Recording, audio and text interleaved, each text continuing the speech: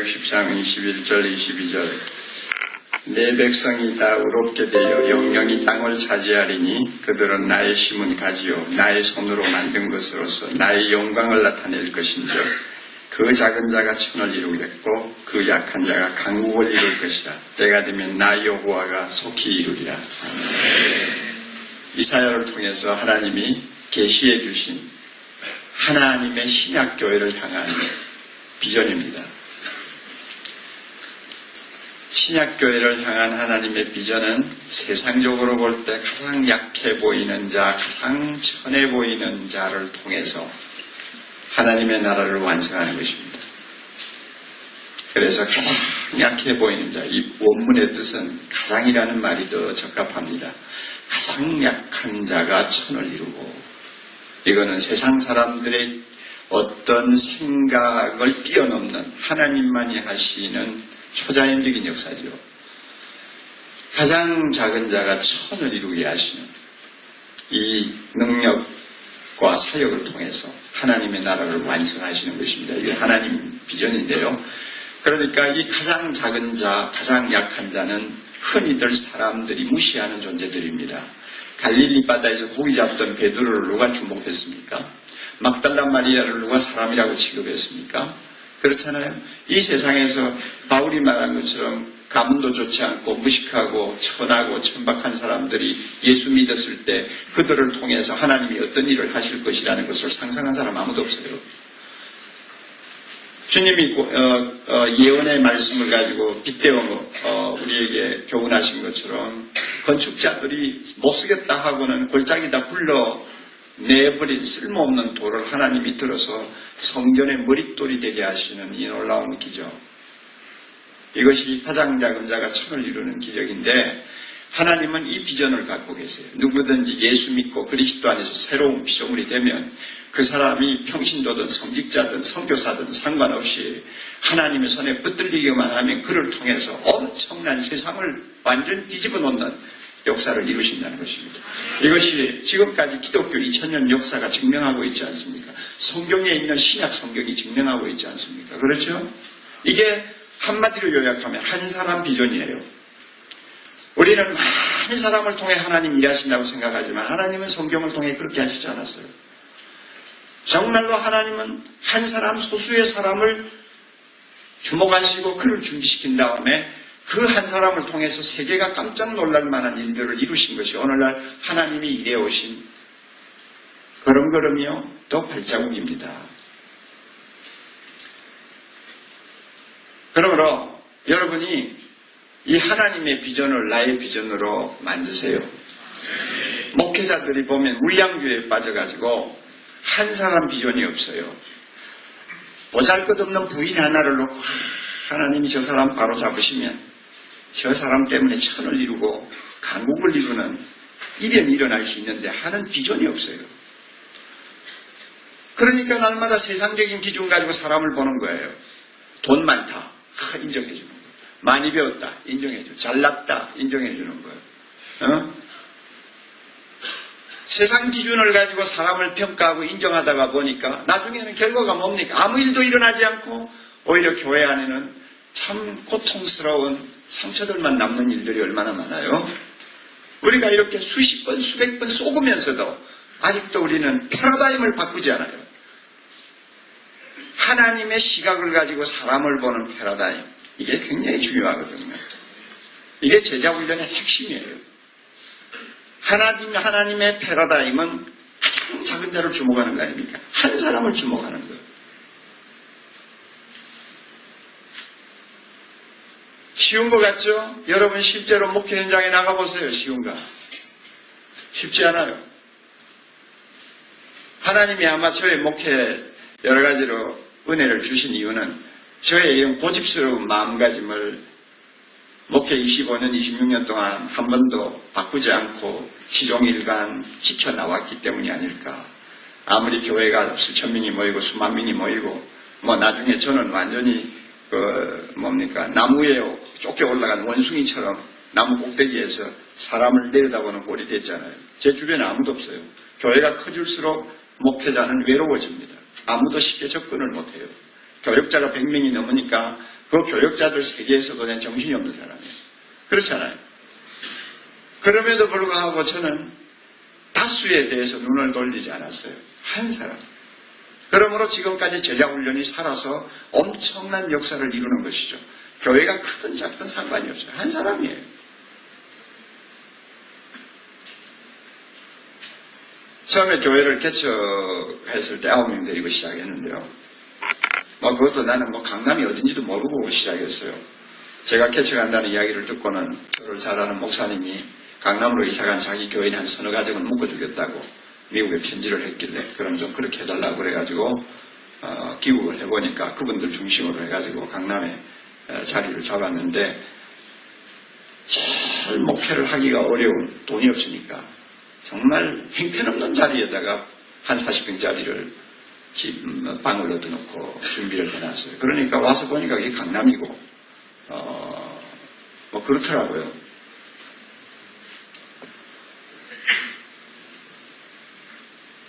제가 개척을 시작하던 그 장소에 서울대학을 나온 아주 패기만만한 통합적 젊은 목사가 거기다가 교회를 먼저 시작을 했어요. 한 달 전에. 큰 교회의 지원을 받아가지고 시작을 했는데 한 달하고 손들고 내놓은 집이에요.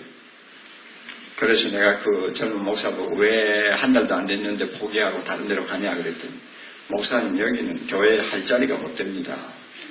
멀리 보이는 아파트 단지는 그림의 떡이고요. 아무도 여기 버스 30분 만에 한 대 지나갑니다. 주변에 여관 몇 개밖에 없잖아요. 도무지 일할 데가 없어요. 일할 데가 못 되니까 제가 떠납니다. 그래요. 그런 말을 들으면서도 저에게는 전혀 그런 말이 어떤 씨앗으로 제 마음에 박히지를 않아요. 저의 생각은 한 사람만 있으면 내가 그 사람에 위해서 생명 걸겠다. 교인이 몇 명 모이느냐 그것은 큰 문제가 아니고 내가 하나님께서 소중히 보시는 영혼 하나를 놓고 꿈을 꿀 수 있다면 그리고 그 한 사람을 가지고 하나님이 꿈꾸고 계시는 그 비전을 내가 소유할 수만 있다면 나는 목회자로서 떳떳하게 일할 수 있는 것이다. 그렇게 생각을 하니까 아파트 단지가 멀어도 문제가 안 되고 버스가 30분 만에 한 대 지나가도 문제가 아니고 그렇더라고요. 그 정신을 지금까지 저는 유지하고 있습니다.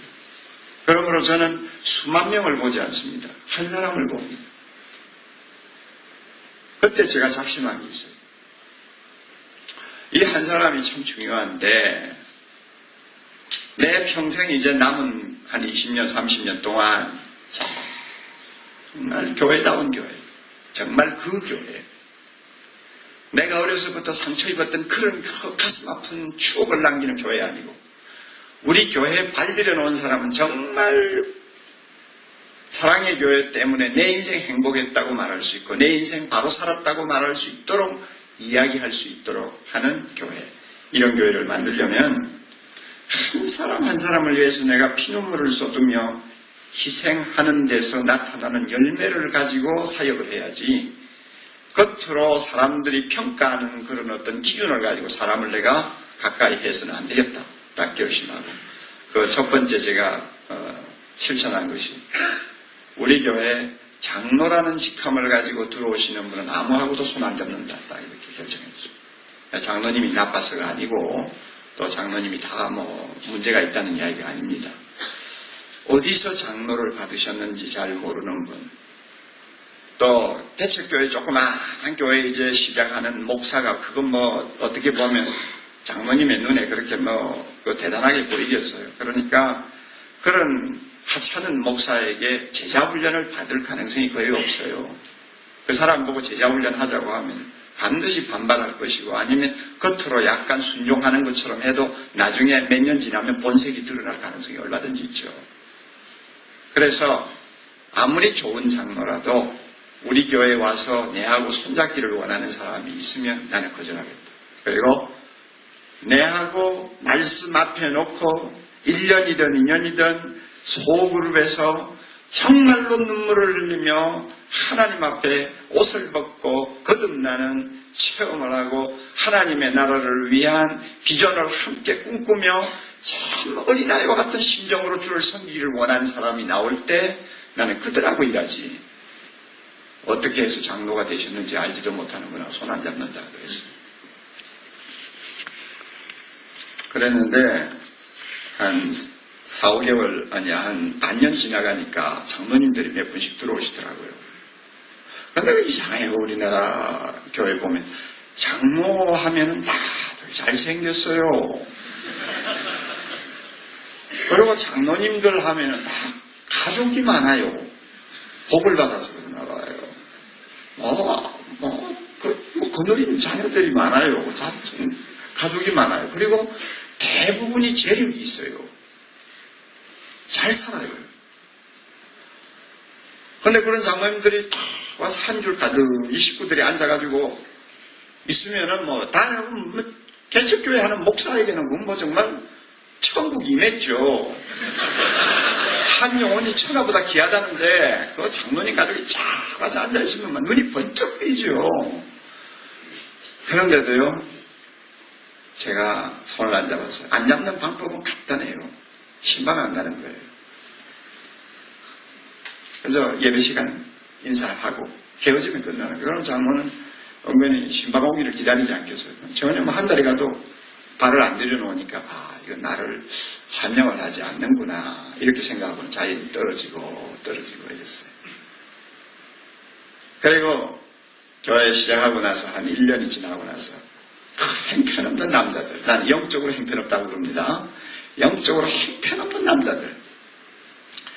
이제까지 예수 믿는 사람도 있었고 평생 교회 다녀도 한 달에 한 번 정도 가주면은 하나님 앞에 큰일 하는 것처럼 착각하고 사는 사람, 그러지 않으면은 비기독교적인 반기독교적인 서적만 잔뜩 읽은 KS 마크 사장 이런 사람들. 그 다음에 또 그 중에는 요한계시록을 1장부터 22장까지 완전히 외우는 사람. 그러니까 꼭대기부터 밑바닥까지 한 11명 되는 그 남자분들을 꼬셔가지고 제자훈련 시작했죠. 그리고 당신들하고 내하고 이제 하나님의 은혜를 좀 바로 다시 체험하는 좀 역사를 한번 쓰자. 그래가지고 제자훈련 시작했는데 그 제자훈련을 통해서 참 제가 많은 은혜를 받았어요. 그 제자훈련을 통해서 일어난 에피소드를 제가 여기서 이야기는 못해요. 정말 진통도 많았고 기쁨도 많았고 눈물도 많았고 그래서 1년 반 가까이 제자훈련 한 다음에 거기에서 나는 제자훈련 시키고 나면 좀 개척시키거든요. 다락방 개척을 시켜요. 그러니까 개척 후보자는 많지 않아요. 부인만 전도받아 나왔지만 남편들은 교회에 안 나오는 분들이 많잖아요. 그 안 믿는 남편들의 명단을 다 주는 거예요. 그래가지고 당신이 다락방 개척을 하십시오. 그래가지고 아무도 없는 다락방을 만들어가지고 개척을 시켰어요. 거기에서 그 사람들이 과연 제자훈련을 통해서 얼마만큼 은혜 받은 사람이냐, 참 그리스도를 닮고 그리스도를 따라가기 위해서 얼마만큼 정성을 쏟는 사람이냐가 평가가 되는 거죠. 2년 동안 개척시켰어요. 우리는 장로가 된다, 안수집사가 된다 하는 그런 것 가지고 상거래하지 않았어요. 당신 제자훈련 받았으니 이제 우리 교회 장로가 돼야지. 만약에 내가 그런 소리를 하면서 제자훈련 시켰다면 내가 목사직을 그만두고 나가죠. 우리는 주님의 제자로서 이 세상에서 하나님의 영광이 드러나도록 해야 됩니다. 저는 주기도문송을 25년 동안 매주마다 불렀어요. 주기도문송에 우리의 모든 비전이 들어있잖아요. 하나님의 뜻이 그 안에 다 있잖아요. 주의 이름이 높임을 받으시고 주의 나라가 임하시고 주의 뜻이 하늘에서 이룬 것에서 땅에서 이루어져서 나라와 권세와 영광이 아버지께 돌아가는 것. 이것이 우리가 참 평생을 소원하고 기도하는 제목이란 말이에요. 이 일을 위해서 다락방을 통해서 한 영혼이라도 구원하십시오. 목사하고 당신하고 다르다고 생각하지 마세요. 당신이나 나나 똑같이 소명받은 사람이에요. 솔직히 이야기합시다. 예수님의 비유 가운데 5달란트, 2달란트, 1달란트 받은 사람 중에 5달란트는 목사라는 사람 손 한번 들어보시오. 그래서 눈을 똑바로 뜨고 성경을 읽는 사람은 손 못 들죠. 왜냐? 거기 목사라는 말이 없거든요. 그러면 한 달란트는 평신도라는 사람 손 들고 있어요. 아무도 안 들죠. 평신도라는 말도 없죠. 누군지 몰라요. 직분을 가지고 달란트를 논하지를 않아요. 중요한 의미가 있어요. 모든 구원, 하나님의 부름을 받은 하나님의 백성은 다 달란트를 받은 성직이라는 것입니다. 다 소명자라는 것입니다. 어떻게 살았든지 자기의 삶을 결선하고 나서 주님 앞에 서서는 주님의 평가를 받아야 되는 사람이에요. 그러므로 다 같이 소명자라고 말해요. 목사가 한 달란트에 해당하는 사람이 있을지도 몰라요. 평신도가 5달란트를 받은 사람으로 인정받을 수도 있는 거예요. 모르는 거예요, 누군지. 그러니까 당신들은 이 제자훈련 받기 전에는 나는 평신도니까 하고는 안심을 했는지 모르지만 그 큰 코 다칠 생각을 하고 살았다고. 옥 목사 만나기 잘했지. 그러니까 이제부터 옥 목사만 소명받았으니 저렇게 살아야 되고 나는 평신도니까 이렇게 살아야 된다 하는 잘못된 의식을 가지고 신앙생활 하지 마십시오. 당신은 나는 똑같다. 자, 그렇게 이제 배운 사람들이니까 태도가 다르죠. 그래서 그들이 다락방 개척하면서 참 겪었던 재미있는 이야기들이 참 많아요. 2년이 넘도록 그렇게 목사와 함께 사역하는 작은 목사. 작은 목사. 그들을 통해서 하나님이 정말 가장 작은 자지만 천을 이루는 기적을 어떻게 드러내시나 하는 것을 스스로 그들의 삶과 사역을 통해서 증명해 준 사람들. 이 사람들이 나중에 교회 개척하고 나서 4년 반 만에 장로가 됐죠. 9명이 장로가 함께 됐어요. 그래서 사랑의 교회 터전을 닦았는데요. 제가 오늘 초두에 이런 말씀을 드리는 이유가 있어요. 하나님의 꿈을 여러분의 꿈으로 받으세요. 가장 작은 자가 천을 이루는 꿈 말입니다. 네? 세상적으로 볼 때 큰 자라고 인정받는 사람이 지금까지 주님의 나라를 위해서 큰일 한 일이 없습니다. 다 버린 돌과 같이 쓸모없는 사람들, 이런 사람들이 주의 손에 붙들렸어요. 주의 손에 붙들리니까 역사를 바꾸어 놨어요. 오늘 한국 교회 내일 대단히 위험합니다. 저는 벼랑 끝에 선 한국교회라고 표현합니다. 벼랑 끝에 선 한국교회. 제가 인도하고 있는 교회 갱신협의회 대구 지역 집회에 가서 제가 그 제목을 가지고 강의를 했어요. 그랬더니 뉴스 엔조인이 여러 군데서 그 강의를 그대로 그냥 인터넷에 다 실어버렸어요. 벼랑 끝에 선 한국교회. 어떻게 보면 옥 목사는 너무 부정적이다 이런 말을 할지 몰라요. 그러나 여러분 성경을 똑바로 보세요. 상황이 위기가 심각해질수록 평화를 외치는 사람들이 환영을 받는다는 거 여러분 아셔야 됩니다. 맞아요? 가급적이면 긍정적인 이야기하고 싶지 왜 부정적인 말을 합니까? 그리고 그리스도 안에서는 모든 약속이 예스라고 했는데 뭐 때문에 노라고 자꾸 말을 해야 합니까? 우리는 다 그렇게 봅니다. 그래서 강단이 설교를 해도 가급적이면 좋지 않는 이야기는 언급하지 말고 좋은 이야기를 해서 마음이 기쁘고 그 다음에 희망적인 이야기를 해서 사람들로 하여금 들뜨게 만드는 거 좋아하지. 뭐 벼랑에 섰느니 뭐 바위 끝에 섰느니 하는 소리 왜 하느냐 그 말이에요. 그래서 모든 사람들이 평화에 관한 이야기만 듣기를 원합니다. 이게 이제 말기 현상이거든요. 우리가 냉정하게 봐야 돼요. 좋은 이야기도 해야죠. 왜냐하면 좋은 이야기가 얼마나 많습니까? 해야죠. 그러나 좋은 이야기만 하려고 하는 사람은 그것은 성령의 사람이 아니에요. 성경에 어디 좋은 이야기만 있습니까?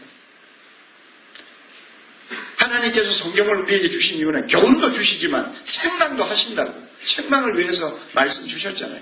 책망 듣고 안 고치면 뜯어 고치기 위해서 말씀 주셨다고 했잖아요. 성경을 주신 목적이 그건데 어떻게 좋은 말만 합니까? 바른 나쁜 말도 해야 될 때는 해야 되죠. 한국교회 벼랑에 섰어요. 지금. 보통 심각하잖아요. 이런 상황을 앞으로 정말로 바꾸어 놓을 수 있는 주인공이 누구냐? 바로 여러분들이에요. 할렐루야. 여러분들이에요. 여러분 전체는 아닐 거예요. 여러분 가운데서 정말 하나님의 손에 누가 사로잡혀서 쓰임 받느냐가 중요한 건데 그 사람은 틀림없이 하나님의 비전을 자기 비전으로 만들 것입니다. 가장 작은 자를 통해서 일하시는 하나님, 가장 약한 자를 통해서 일하시는 하나님. 사람이 의지하는 거 의지하지 말고 능으로도 힘으로도 안 되는 것. 오직 하나님이 주시는 성령으로 일할 수 있다는 확신. 그래서 하나님이 우리와 함께 하시면 큰 산이 평지가 되는 기적이 얼마든지 일어날 수 있고 아무리 어려운 위기를 만난 한국교회라도 희망을 가질 수 있다고 하는 그 아름다운 메시지를 여러분이 증명해 주어야 합니다. 이런 의미에서 오늘 제가 이제 설교를 계속 할 텐데 제가 세미나 같은 데서는 일주일 중에 장장 8시간 이상을 강의하는 내용을 지금 3시간을 지금 요약해 중요한 것만 말씀드리는 거예요. 근데 한 가지 제가 좀 걱정스러운 것은 여러분이 자꾸 머리만 굴리잖아요. 아직 젊으니까. 그리고 신학을 공부하니까 자꾸 이론적으로만 따지잖아요. 제가 신학교에서 5년 동안 제자훈련에 대해서 강의하다가 그만뒀어요. 목회 현장을 잘 모르니까 자꾸 따지려고만 들어요. 그래서 저는 신학교에서 그 뒤로 강의 안 해요. 제자훈련에 관한 강의는 안 해요. 왜냐 신학생들은 들을 자격이 없다. 저는 그렇게 생각하기 때문에. 그 당시에 그 강의 들으면서 자꾸 질문하고 자꾸 따지고 하던 학생들 졸업하고 나서 목회 현장에 가가지고 한 10년 동안 죽으라고 하는데 뭐가 잘 안 되니까 그때야 세미나 달려오더라고요. 이제 철이 난 거예요.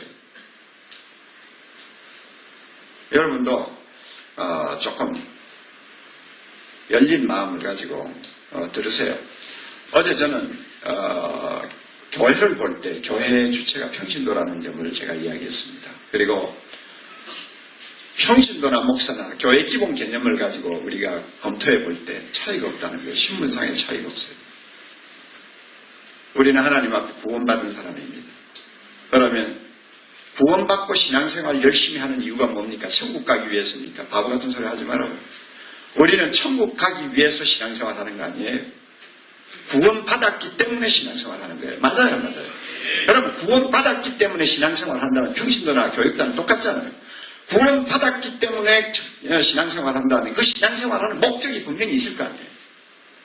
그 목적을 추구하는 데는 교육자나 평신도나 똑같다니까요. 차이가 뭐 있어요? 없어요. 각자 세워진 위치가 다르다는 것 뿐이고 역할이 틀리다는 것 뿐이지 전혀 차이가 없어요. 그런데도 한국교회는 평신도를 그냥 놓아놓지 않아요. 그냥 방목하지 않아요. 대부분이. 목사 말을 잘 들으면 좋은 신자로 평가해주고 그렇죠. 새벽부터 저녁까지 교회에서 열심히 다니면 좋은 믿음을 가진 사람으로 평가하지 그 이상을 이야기하지를 않아요. 이게 오늘 한국교회. 이 점을 우리가 이제 시정해 나가야 되고 하나님의 말씀이 가르쳐 주시는 본질을 통해서 목회의 본질을 통해서 분명히 우리가 무엇을 해야 할 것인가를 찾아야 합니다. 그렇다면 여러분 평신도가 이렇게 중요하다. 그런데 이 정도만 해도 제자훈련을 시켜야 된다고 하는 당위성이 분명히 확인이 됐어요. 그런데도 저는 만족을 할 수가 없었습니다. 목사 평신도가 교회의 기본 개념을 가지고 검토할 때 하나님 앞에 똑같은 소명자다. 그렇기 때문에 평신도 하나하나를 그리스도의 제자가 되도록 훈련시켜야 된다. 충분히 그럴 수도 있겠죠. 그런데 그것 가지고는 좀 약하다. 신학적으로 좀 더 강한 이론이 없을까? 정말로 빠져나올 수 없도록 우리를 몰아붙이는 확실한 어떤 근거가 없을까 하는 것을 가지고 제가 고민을 하고 책을 읽고 찾고 했는데 제가 주로 이제 그 연구한 또 독서한 서적들의 범위가 거의 개혁주의 신학이었기 때문에 참 제가 한계를 느꼈어요. 개혁주의 신학은 켈빈주의 신학, 종교개혁자들의 신학을 배경으로 한 신학의 흐름을 이야기하지 않습니까? 리폼드요. 그러니까 그 개혁주의 신학을 가르치는 학자들의 서적을 가지고 제가 이제 이렇게 평신도가 중요하다면 평신도를 정말 예수의 제자로 꼭 만들어야 될 신학적인 근거를 좀 찾아보자 하고 뒤지고 찾고 연구해도 시원한 대답이 안 나왔어요. 2년 동안 제가 그렇게 실험을 했어요. 그러다가 웨스트민스터 신학교에서 한스 킹이라는 분이 쓴 The Church 교회론을 발견하고 저 자신이 이제 마음에 있던 모든 묵은 때를 다 벗겨버리고 내 안에 있던 어두움이 다 물러가는 새로운 이제 빛을 보았죠. 한스킹에 대해서는 여러분이 뭐 또 연구하시면 다 들을 수 있고요. 캐톨릭 신학자입니다. 그리고 그분의 신학은 뭐 종잡을 수가 없어요. 자꾸 변해가지고 지금은 다원주의자예요. 다원주의자인데 그분이 한때는 프로테스탄트 계열에서는 쌍수로 환영을 받은 신학자요. 그리고 캐톨릭에서는 이단으로 아주 정결을 받은 신학자였죠. 하여튼 잘 모르는 천재예요. 그런데 그분이 쓴 The Church 혹은 Justification, 그 칭의론, 교회론, 이거는 정말 걸작입니다. 어떻게 내가 보기에는 중생을 받은 사람 같지도 않는데 어떻게 이런 사람을 통해서 내가 읽어본 교회론 가운데서 가장 성경적이라고 생각될 만큼 캐톨릭 신학자면서도 캐톨릭의 냄새가 아마 조금밖에 나지 아니하고 그렇게 기가 막히게 단순하고 명료하고 심오하게 교회론을 쓸 수 있을까? 탐복을 했어요. 탐복을 했어요. 그래서 하나님께서 참 교회를 위해 필요하니까 발람의 당나귀 같은 사람을 하나 이용해가지고 이런 책을 쓰게 하셨구나. 저는 그렇게 생각하죠. 왜냐하면 하나님이 이용하시려면은 당나귀도 입을 여니까. 그렇죠? 여러분이 다음에 한번 꼭 읽어보세요. 우리나라에는 한스킹의 교회론의 매뉴얼판이 오래전부터 번역이 되어 나왔습니다. 그러나 많은 사람이 주목을 하지 않아서 절판이 되었다가 조금 나왔다가 들어갔다가 이러는데 그러나 이제 원본은 아직 번역이 안 됐어요. 번역이 안 됐는데요. 여러분이 한번 꼭 읽어보세요. 영어도 쉬워요. 그러니까 정말 그 책을 보면서 제가 발견한 거. 왜 평신도가 이렇게 교회 주체요 중요한데 그러면 이 중요한 평신도를 좀 더 소명자로 만들기 위해서 신학적으로 확실한 이론을 갖다 댄다면 무엇이어야 하느냐 하는 데 대한 저의 질문 여기에 대한 대답이 그가 저에게 보여준 사도성이었습니다. 서점에서 더 처치라는 책을 딱 우연히 발견하고는 그냥 그 자리에 앉아서 막 읽어댔어요. 그리고는 막 무릎을 꽝 치고는 이제 더 이상 찾아볼 것도 없다. 왜냐하면 2년 동안 찾아 헤매다가 발견한 거니까 얼마나 저에게는 감격적이었겠어요. 그래가지고 그래도 나중에 좀 마음이 띵해서 좀 제가 존경하는 학자 목사님이 가서 한스킹 좀 인용을 해도 되느냐 그랬더니 더 처치는 얼마든지 인용해도 된다고 그러더라고요. 그래서 제가 이제 그 책을 통해서 사도성이 무엇인가를 알았습니다. 제가 신학교를 다닐 때도 한 번도 들어보지 못한 교회 본질입니다. 그리고 개혁주의 신학자들의 책들을 여러 권 읽어도 잘 나오지 아니한 잘 언급이 되지 않는 본질입니다. 여러분 교회론을 배우면 교회는 4가지 본질이 있다고 이야기를 합니다. 하나는 교회는 거룩하다 성성, 홀리네스.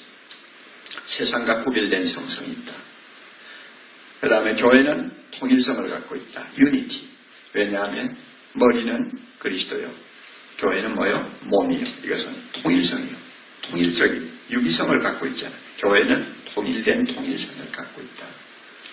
유니티. 그 다음에 또 교회는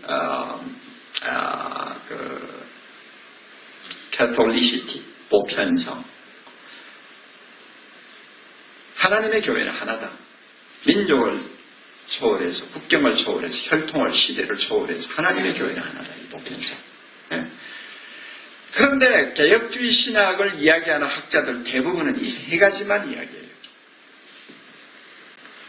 여러분이 루이스 벌코프의 조직신학을 가지고 좀 읽어보신 일이 있는지 모르지만 우리 장로교 보수 측에서는 그 루이스 벌코프의 조직신학, 켈빈 신학교의 조직신학 교수였는데 그 교수의 조직신학은 텍스트북입니다. 교과서입니다. 그런데 그 책을 보아도 3가지만 이야기하지 사도성이 없어요. 그러니까 나는 사도성이라는 게 있는 것인지를 전혀 몰랐어요. 미국과 유학할 때까지도 몰랐어요. 그리고 벌코프의 매뉴얼이 있어요. 조직신학 매뉴얼이 있는데 요약집이 있는데 거기에는 사도성이라는 말이 한 번 나와요. 나오지만 너무나 간결하게 그냥 적당하게 취급하고 넘어가기 때문에 아무 주목을 끌지 못했어요. 여러분이 성성에 대해서 노라고 할 사람 아무도 없죠. 교회는 거룩하다, 교회는 통일되었다, 교회는 보편적이다. 여기에 대해서 여러분이 전혀 이의를 걸 수 없죠. 왜냐하면 그런 본질을 부인해버리면 교회 자체를 부인하는 것이니까 안 되죠. 그러나 사도성이 있다. 이게 이제 한스킹에서 내가 발견한 거예요. 그걸 발견하고 나서 이제 나중에 한국에 들어와가지고 몇 년 후에 80년대 초반쯤 되니까 이종성 박사가 이제 교회론을 썼어요. 비로소 이제 한국이 80년대 중반부터 교회론에 대한 책들을 조금씩 써내는 분들이 계셨어요. 참 좋은 현상인데 이종성 박사가 1권부터 3권까지인가 교회론을 썼는데 거기에 보니 교회론을 그런대로 성실하게 다루고 있어요. 이제 그렇게 된 거예요. 그런데 거기 보니까 교회론에서 사도성을 좀 이제 제대로 좀 다루고 있는 것을 제가 보았습니다. 그러면 사도성이 뭐냐? 사도성이라는 것은 요한복음 20장 21절을 근거해서 또 에베소 2장 20절을 근거해서 사도성을 정의합니다. 요한복음 20장 21절은 부활하신 예수님이 제자들을 찾아오셔서 하신 말씀이에요. 아버지께서 나를 보내신 것 같이 나도 너희를 보내노라. 아버지께서 나를 세상에 보내신 것 같이 나도 너희를 세상으로 보내노라. 그래서 제자들을 세상에 파송하는 것. 이게 보냄을 받았다는 게 사도 아닙니까? 사도성이에요. 그러므로 사도들만 보냄을 받았느냐? 사도들을 통해서 지상에 나타날 모든 교회가 보냄을 받은 사도성을 갖고 있다는 것입니다. 이게 사도성을 이야기하는 겁니다. 또 하나 에베소 2장 20절은 뭐라고 이야기합니까? 너희는 사도들과 선지자들의 터위에 세움을 입은 자라. 그래서 사도성이 뭐냐? 사도의 터 위에 세워졌다는 것입니다. 이게 교회죠. 교회는 사도의 터 위에 세워졌습니다. 그래서 사도는 교회의 시작이요 또한 영구한 터전이 됩니다. 그러므로 사도의 터 위에 세워지지 아니한 교회는 교회가 아니죠. 우리가 통일교회가 자기들이 아무리 교회라고 떠들어도 우리가 인정 안 하는 이유는 터가 달라요. 그 사람은 원리강론, 자기들의 어떤 이론을 가지고 자기들이 세운 교회가 있잖아요. 터가 틀려요. 그러나 우리는 사도들의 터 위에 세워졌어요. 다시 말하면 사도들이 우리에게 전해준 복음과 말씀 위에 세워졌어요. 터 위에 세워졌어요. 그러니까 사도성이 뭐냐? 예수님이 세상에 보내실 때 보냄을 받았다는 뜻이요. 또 사도들이 닦아놓은 터 위에 교회가 세워졌다는 것을 이야기하는 것이 사도성입니다. 이게 얼마나 중요해요. 그러므로 다른 교회의 본질이 다 갖추어졌다고 할지라도 사도성에서 문제가 있으면 그것은 성경적인 교회가 아닙니다. 맞아요? 맞죠? 그래서 한스킹의 경우는 이렇게까지 말합니다. 4가지 본질 중에서 사도성은 가장 기본이 된다고 그랬어요. 다른 3가지 본질을 평가할 수 있는 기본이 된다. 스탠다드가 된다고 그랬어요. 아무리 거룩하다고 해도 사도성이 없는 거룩은 그건 교회의 거룩이 아니라고 했어요. 맞아요?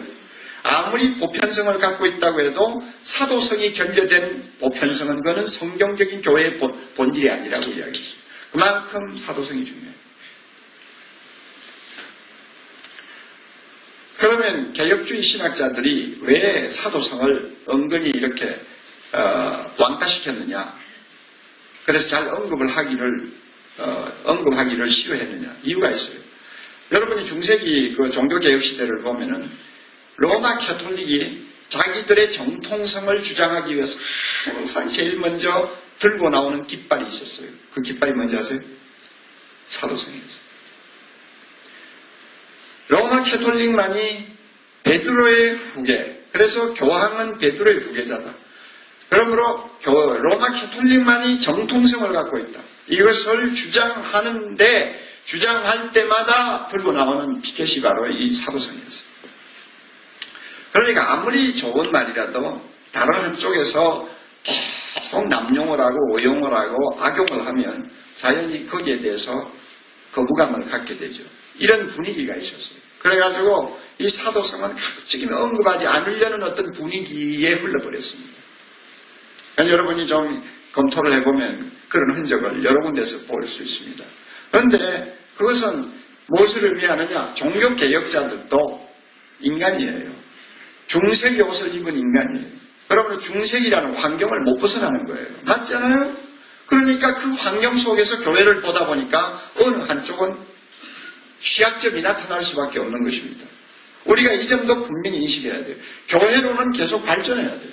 성령의 인도하심을 따라 시대를 통해서 주시는 영감을 가지고 그 시대에 맞는 교회론을 교회의 기본은 바꾸지 않으면서도 그 시대에 하나님의 교회가 교회답기 위해서 우리는 계속 개혁의 정신을 살려나가야 됩니다. 그렇지 않고 자꾸 400년 전 종교개혁자들의 이야기만 무상시해버리는 그것은 종교개혁 정신을 우리가 위배하는 거예요. 계속적으로 리폼도 해야 됩니다. 종교개혁자들이 중세기 시대 신성 로마 제국의 그들 밑에서 살았으니까 자연히 사도성이라는 점에 대해서 좀 등한히 할 수 있든지 거부감을 가질 수 있었다 그 말이에요. 그래 그것을 결국 교회론에 적용을 하다 보니까 개혁주의 신학에서는 사도성을 소극적으로 취급하게 되는 우를 범하고 말았습니다. 그런데 사도성을 자 보세요. 이제 교회는 사도의 터위에 세워졌다. 교회는 세상으로 보냄을 받은 소명자다. 소명의 공동체다. 이것을 증명하는 게 사도성이다. 자, 그러니 이건 대단한 거예요. 대단한 거예요. 그런데 한스킹의 경우는 그러면 누가 사도성을 계승하느냐? 로마 캐톨릭이 교황이 계승한다. 틀렸다. 로마 캐톨릭처럼 조직적인 교회가 계승한다. 틀렸다. 그러면 대답이 뭐냐? 단 하나다. The Church. The whole Church. 전 교회가 계승한다. 이것이 유일한 대답이라 그랬어요. 모든 교회가 계승한다. 그 말은 예수 그리스도를 고백하고 교회 공동체에 가입된 남녀노소 빈부귀천 모든 성도들이 다 사도성을 계승하는 자들이라 그 말입니다. 네. 그래서 교회가 사도성을 갖고 있다는 것입니다. 그러면 무엇을 계승하느냐? 무엇을 계승하느냐? 두 가지.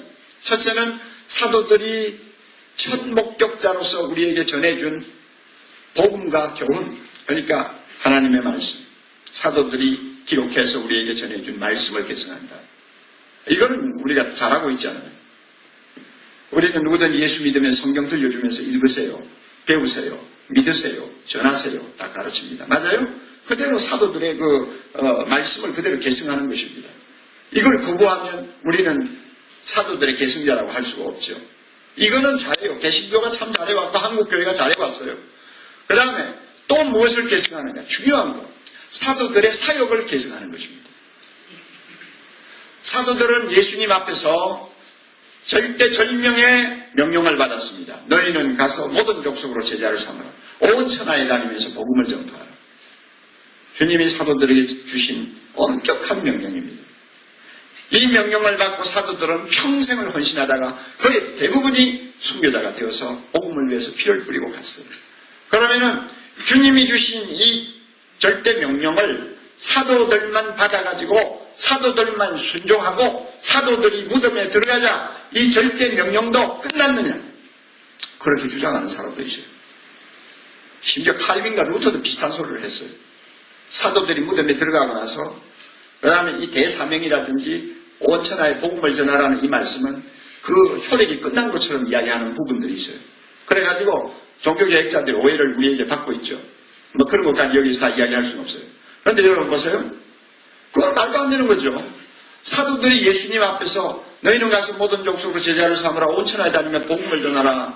듣든지 말든지 복음을 전하라 하고 주님께서 말씀하신 것을 사도들이 명령으로 받고 그것을 위해서 평생을 헌신했다면 그들이 죽고 나자 그 사역의 명령은 누구에게 계승되는 거예요?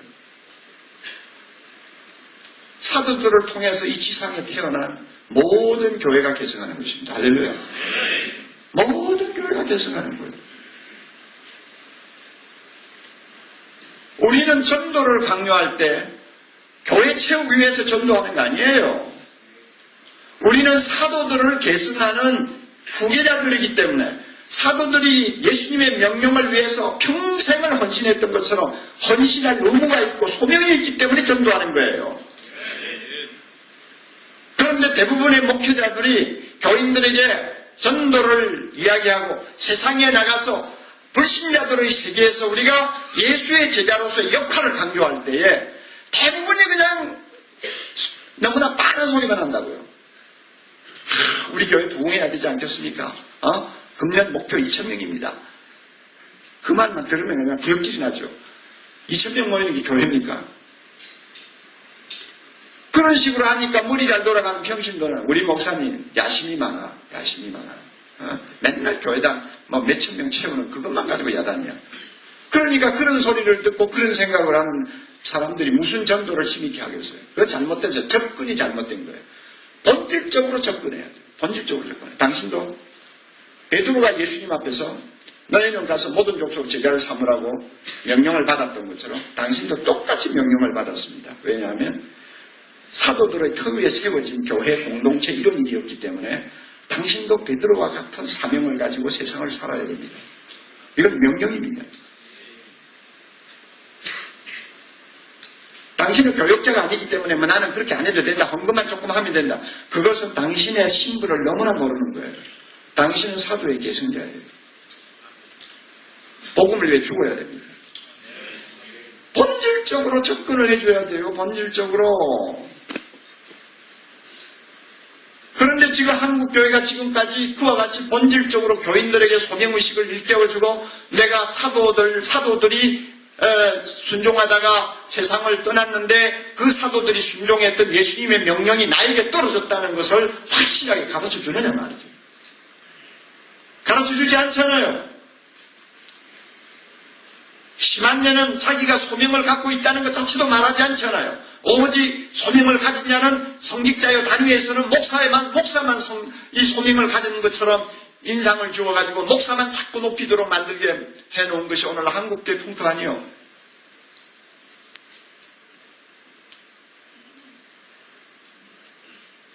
사랑의 교회에서는 1년에 한 번씩 대각성 전도 집회를 합니다. 벌써 22년째 하고 있는데요.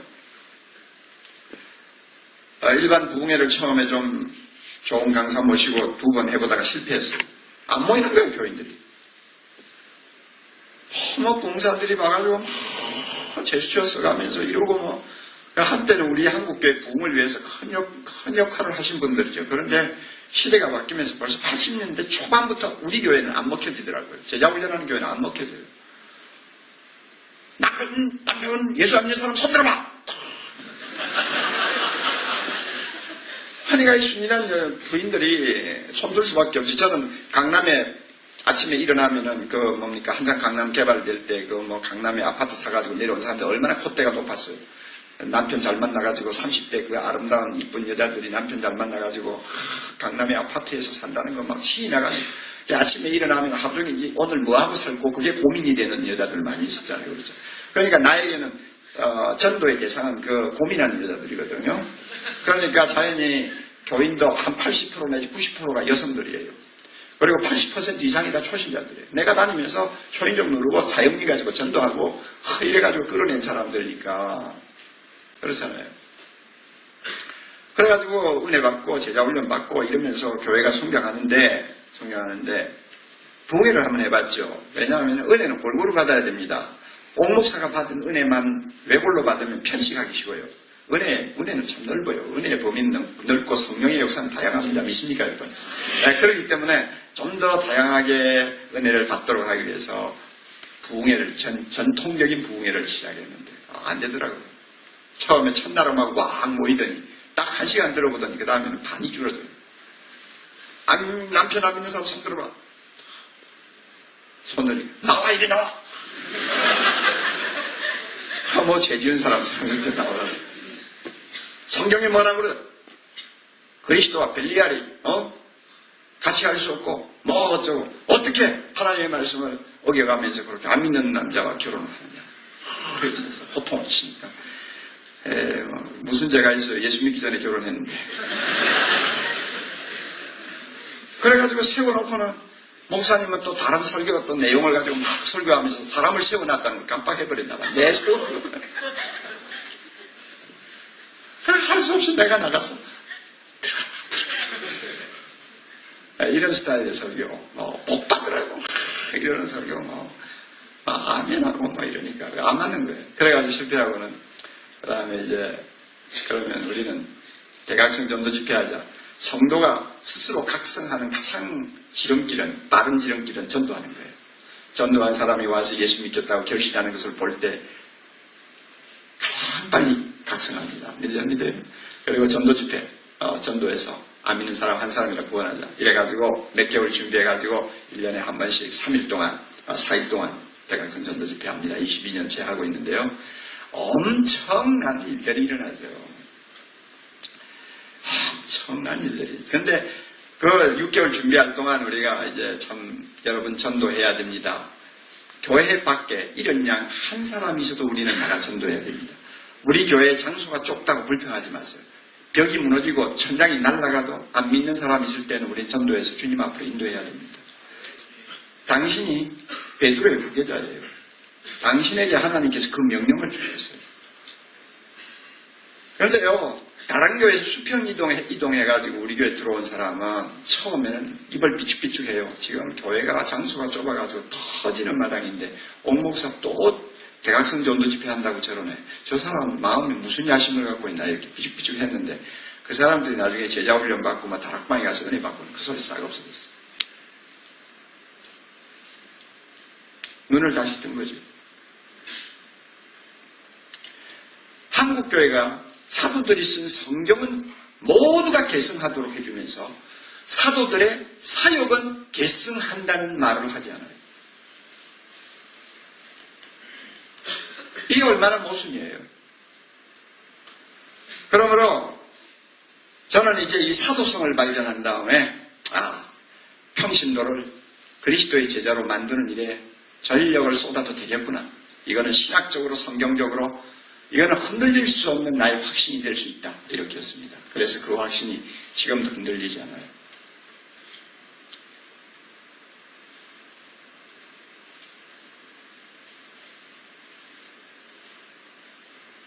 제가 장가갈 때는 앞으로 목사 되겠다는 사람에게 좋은 똑똑한 딸, 잘난 딸을 주는 부모가 없었어요. 그리고 다 대부분이 누구한테 시집 보내느냐 하면 앞으로 장로감 될 만한 아주 똑똑한 젊은이들 이런 사람들 골라서 자기 딸 주려고 그러지. 신학교 가서 앞으로 목사 되겠다는 사람 그 고생은요 화난데 왜 딸을 목사 될 사람에게 안 주려고 하느냐. 그 사람들은 소명자입니다. 우리 딸이 그 소명자의 삶을 살 수가 없어요. 특별 소명받았잖아요. 그 삶이 너무나 고되기 때문에 보낼 수가 없습니다. 부모들이 그런 말하죠. 그래서 저도 잘못하면 장가 못 갈 뻔했어요. 그런데 그게 정상입니다. 그런데 요즘에는 목사 후보자들에게 시집 오겠다는 여자들 꽤 많아요. 우리 교회 100여 명 되는 교역자들 보면요. 신부들이 이뻐요. 사모들이 이뻐요. 공부도 많이 한 사모들이 많아요. 웬일인가 봤더니 목사직이 인기야. 가만히 보니까. 어쨌거나 70세까지는 정년이 보장되는 그리고 목회를 죽을 쓰지 않고 어느 정도만 되면은 전 세계를 돌아다닐 수 있는 유일한 족속이 목사들이거든요. 지역마다 교민 교포교회가 있어가지고 서로가 네트워크가 돼가지고 전 세계를 누비고 돌아다니는 거예요. 그러니까 이게 얼마나 화려하게 보이겠어요. 그리고 자동차 굴리고 다니고 가만히 보니까 그래가 조금만 좀 인기가 있으면은 그냥 누구보다 낫다고 말이에요. 그러니까 여자들이 그냥 반해버렸어요. 그래가지고 이화여대 같은 데 가서는 신랑 후보감으로 3번째인지 2번째인지 내가 장가갈 때는 이발사 당함이었는데 근데 세상 참 많이 바뀌었어요. 그런데요, 이게 이제 뭐냐 하면은 이게 타락 현상이에요. 교회의 타락 현상이에요. 교회가 그만큼 세속화되었다는 거예요. 이것이 바로 우리가 위기를 맞고 있다는 하나의 좋은 증거입니다.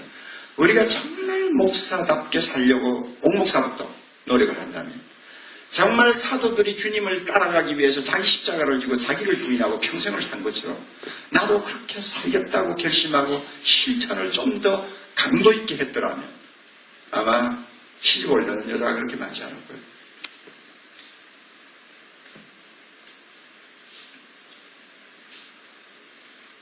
자, 여러분이 이 사실을 꼭 기억하세요. 평신도를 우습게 보지 마세요. 여러분들과 똑같이 사도의 계승자들입니다. 그래서 세상으로 보냄받은 자들입니다. 그리고 그리스도의 말씀을 계승할 뿐 아니라 그리스도께서 명령하신 사역을 계승하는 사람들입니다. 그러므로 얼마만큼 충성하다가 주님 앞에 서느냐에 따라서 1달란트의 신세도 될 수 있고 5달란트의 신세도 될 수 있는 것입니다. 우리는 모두 다 심판대 앞에 서리라. 알아요? 그러므로 여러분이 교회의 지도자가 될 때 바로 가르쳐야 돼요. 바로 목회해야 돼요. 본질에서 이탈하면 안 돼요. 본질에서 이탈해서 인기를 누리면서 목회하면 교회는 커질지 모르지만 사람들로부터 칭찬을 들을지 모르지만 세상에서 상을 받고 세상에서 칭찬 듣는 사람 하늘나라에 가서 아무것도 받지 못한다고 주님이 경고한 말씀은 진리입니다. 똑바로 보세요. 똑바로. 여러분 왜 신학교 문을 두들겼어요? 왜 두들겼어요?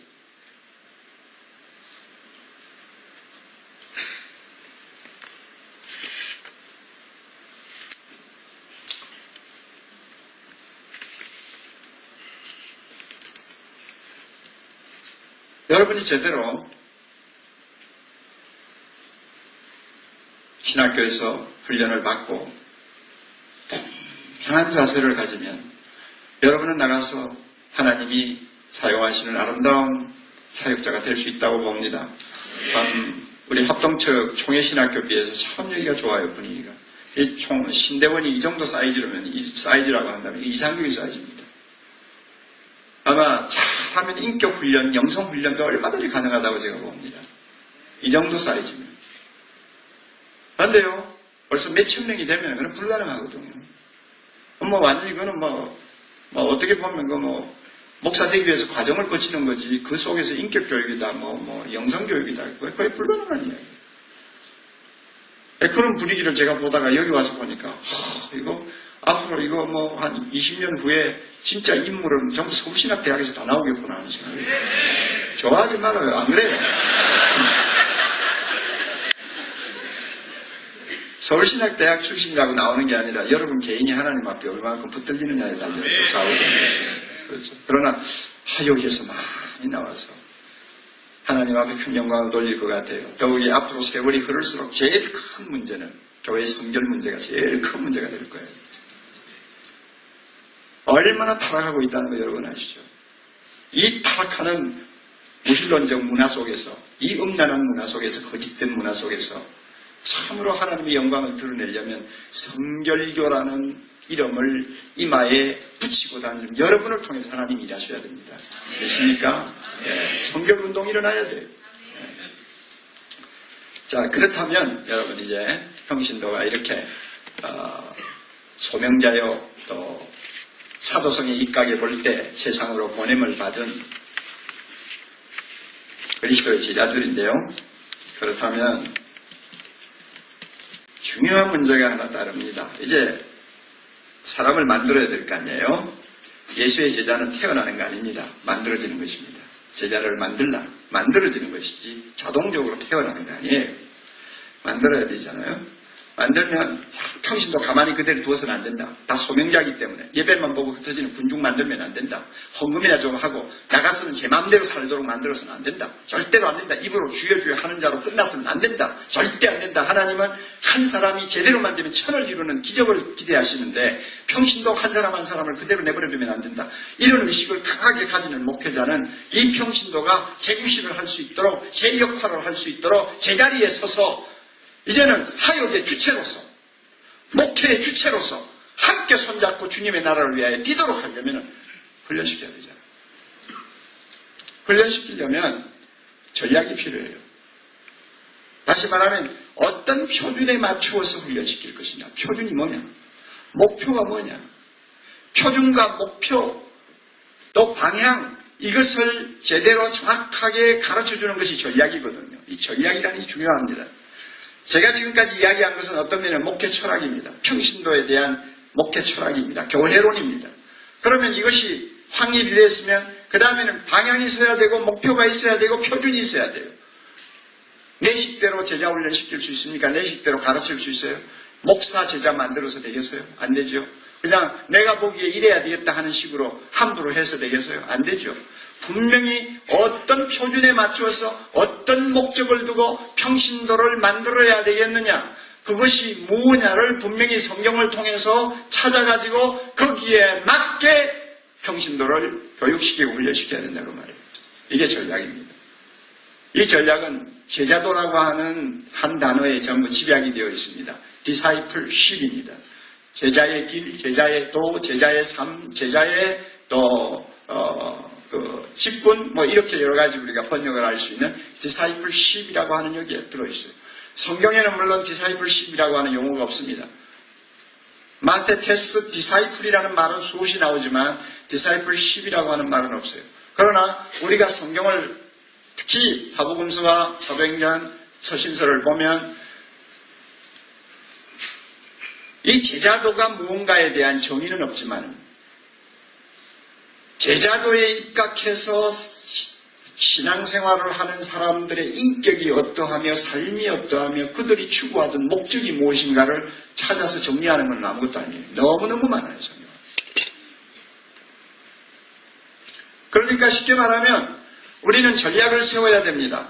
그 전략은 주님이 주시는 전략이어야 합니다. 그 주님이 주신 전략을 한마디 대답한다면 discipleship, 즉 예수 만드는 거예요. 작은 예수 만드는 거예요.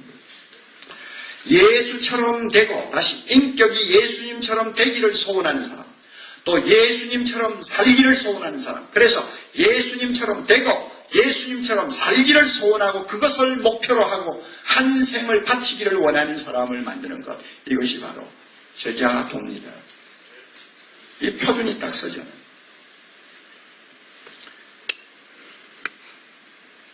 제가 이런 이야기까지 해가지고는 시간이 모자라지만 여러분이 들으세요.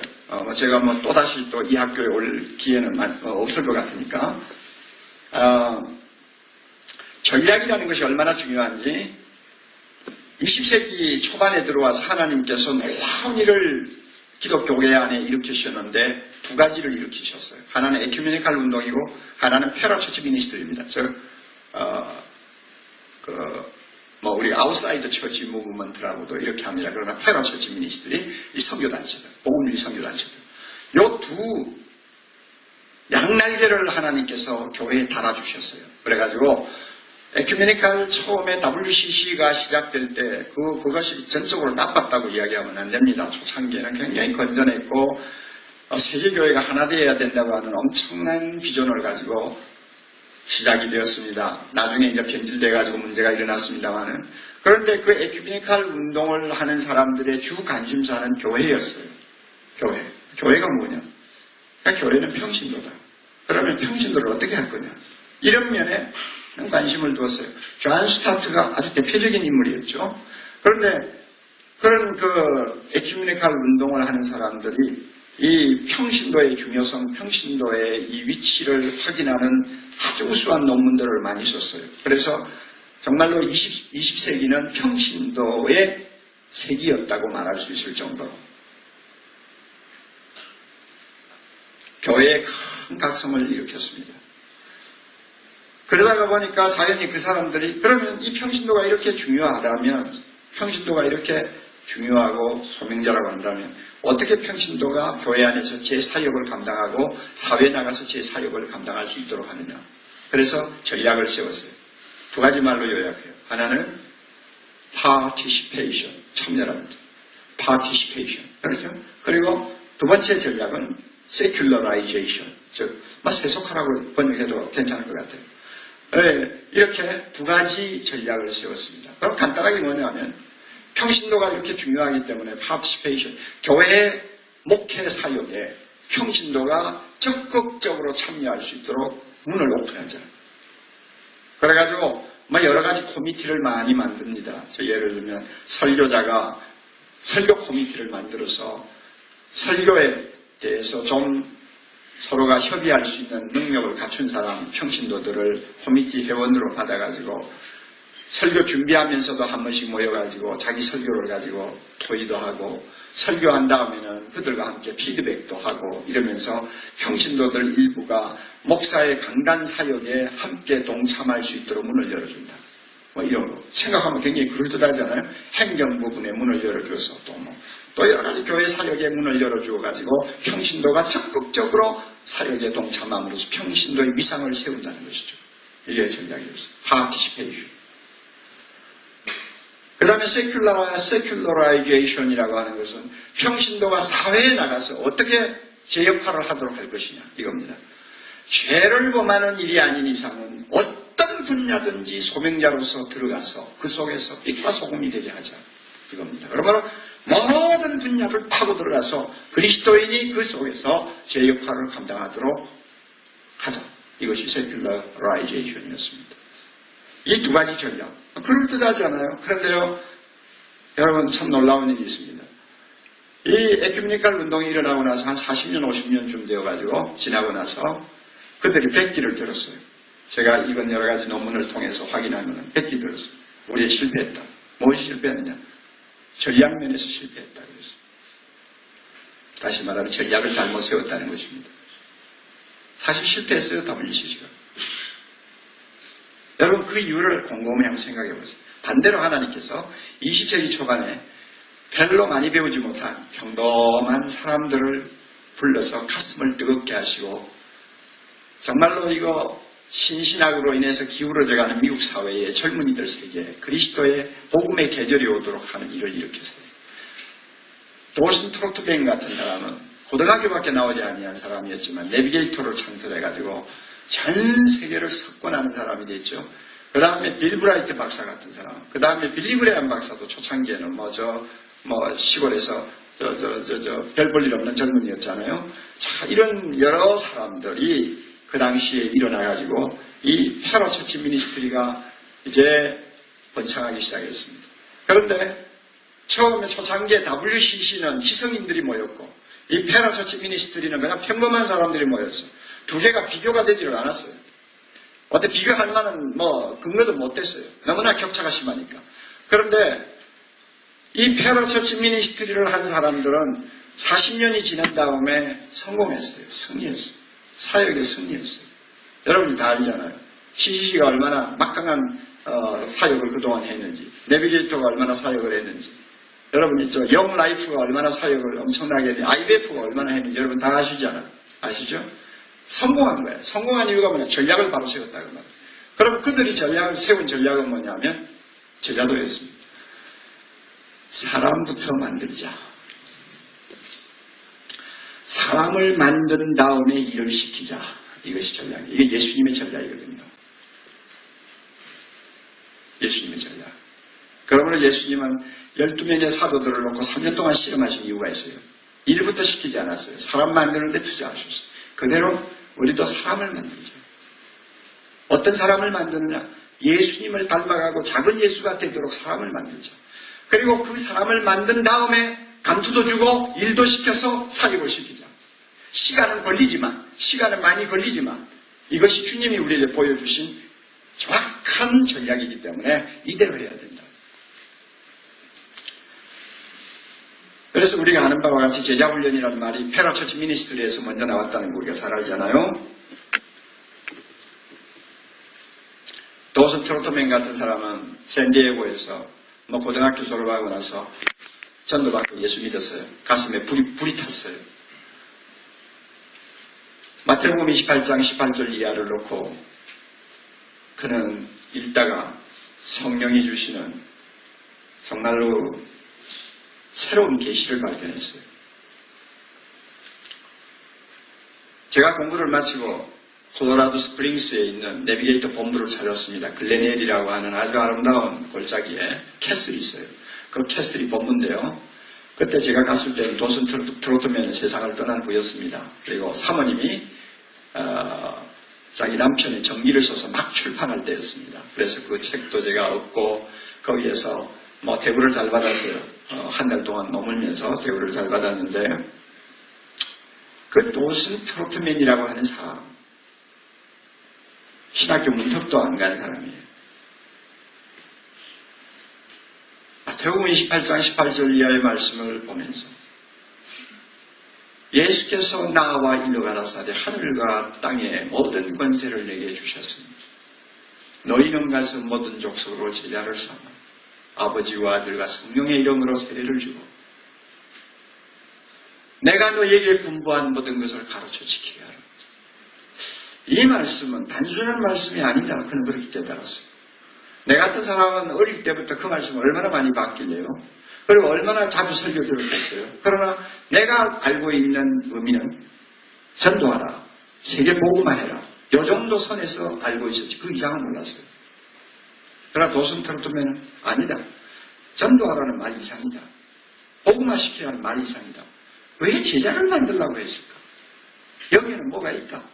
그래서 그는 사복음서부터 시작해가지고 제자를 만든다는 게 뭔지, 예수님과 제자와의 관계, 그 다음에 제자라는 이름이 꼭 들어가야 되는 이유, 이런 것들을 세밀하게 검토하고 공부하면서 크게 깨달았어요. 이거는 단순히 전도하라는 말 아니다. 사람을 만들라는 것이다. 예수님을 따르고 예수님을 위해 죽을 수 있는 사람을 만들라는 말이다. 나도 한번 그렇게 해보자. 그래가지고 그는 작업을 했습니다. 샌디에고 미국의 해군 도시 아닙니까? 6개월 가까이 해상에서 근무하고 휴가를 마치고 내려온 수병들을 대상으로 전도를 했어요. 그리고 전도를 받은 사람들을 데리고 자기 아파트에 가가지고 오전에는 말씀을 공부하고 메모리하고 오후에는 나가서 전도하고 이렇게 하면서 예수님이 제자들과 함께 동고동락하면서 훈련시킨 것처럼 자기도 한번 해본 거예요. 그랬더니 너무 엄청난 일이 일어났어요. 그래가지고 수병들을 그렇게 훈련시켜가 다시 배에다 올려보냈어요. 올려보내가 네가 배운 대로 배에 가서 전도하고 해라. 이래가지고 시작된 것이 내비게이터, 항해사라는 뜻이죠. 내비게이터 선교단체입니다. 그런데 이 도슨 트로트맨이 샌디에고 지산에 새벽마다 올라가서는 처음에는 미국 50개 주 지도를 펴놓고 매일 기도했어요. 한 주 한 주마다 손가락을 짚어가면서 매일 한 주씩 하나님 아버지 뉴저지, 하나님 아버지 미시간, 이 미시간에 예수의 제자들이 벌떼와 같이 일어나게 하옵소서. 그 일을 위하여 종이 쓰임받기를 원합니다.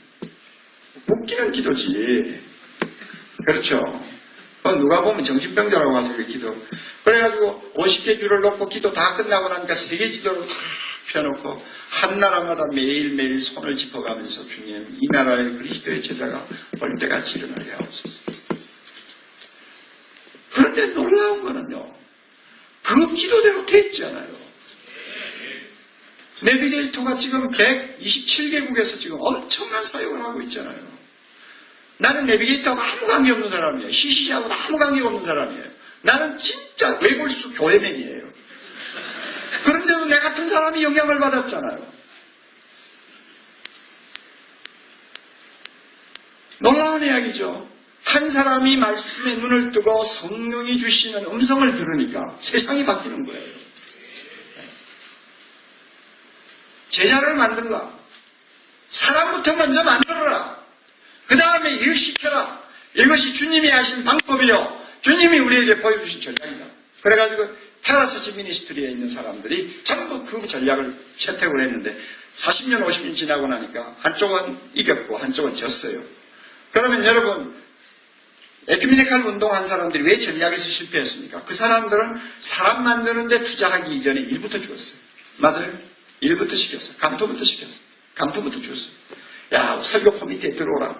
자, 들어와가지고 이 사람이 중생을 받았는지 안 받았는지, 이 사람이 하나님의 말씀을 통해 얼마나 은혜 받는 사람인지도 모르고 무조건 갖다 앉혔는데 처음에 얼마 동안 좀 하겠죠. 그러나 나중에 다 본색이 제대로 드러나죠. 그렇잖아요. 옛날에 버스 찾아가던 처녀가 아무리 자기 신분 숨기고 이쁘게 해가지고 시집을 가도 자기도 모르게 꿈속에서 오라이 스탑 하는데 이건 누가 말립니까? 결국 자기 본색이 드러나죠. 그렇죠. 마찬가지로 여러분 장로시켜도 마찬가지고 뭐 시켜도 그리고 근본적으로 변화되고 그리스도 안에서 깨지지 아니한 사람은 처음에는 얼마 동안 위장할 수 있지만 나중에는 본색 다 드러난다는 거예요. 그런 사람들이 무슨 일을 합니까? 세큘러라이제이션, 세상에 나가서 빛과 소금이 되라고요. 처음에는 뭐 해보겠다고 들어가겠죠. 그러나 나중에 얼마 지나고 나서는 다 세속화되고 도화되어 버리죠.